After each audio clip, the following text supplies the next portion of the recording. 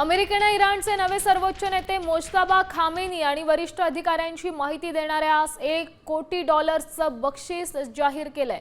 Rewards for justice अंतर्गत माहिती देणाऱ्याला सुरक्षित स्थलांतराचाही ऑफर देण्यात आली आहे। 28 फेब्रुवारीच्या हल्ल्यानंतर अमेरिकेने हे पाऊल उचललंय।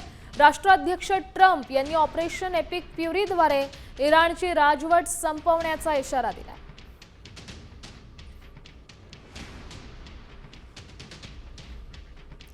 तर मोज्तबा खामेनींवर $1 कोटी बक्षीस देण्यात आलेलं आहे।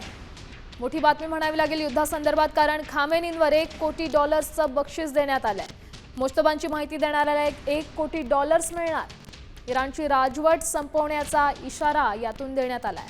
ऑपरेशन एपिक फ्युरीद्वारे हे आव्हान देण्यात आलेलं आहे। राष्ट्राध्यक्ष डोनाल्ड ट्रम्प यांनी ऑपरेशन एपिक फ्युरीद्वारे इराणची राजवट संपवण्याचा इशारा दिलाय। मोज्तबांची माहिती देणाऱ्याला $1 कोटी बक्षीस आहे।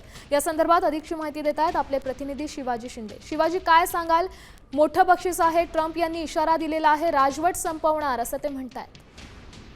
नक्कीच ज्या पद्धतीने अमेरिका या युद्धात उतरलेली आहे आणि इराण ज्या पद्धतीने प्रत्युत्तर देत आहे, अत्यंत अमेरिकेसाठी जड जात आहे। याच अमेरिकेने आता मोज्तबा आयतुल्ला जो नवीन झालेला आहे त्याच्यावरती आणि त्याच्यासह IRGC आणखी 9 सैन्य अधिकारी जे टॉप लेवलचे आहेत त्यांच्यावरती $1 करोडचा इनाम ठेवला।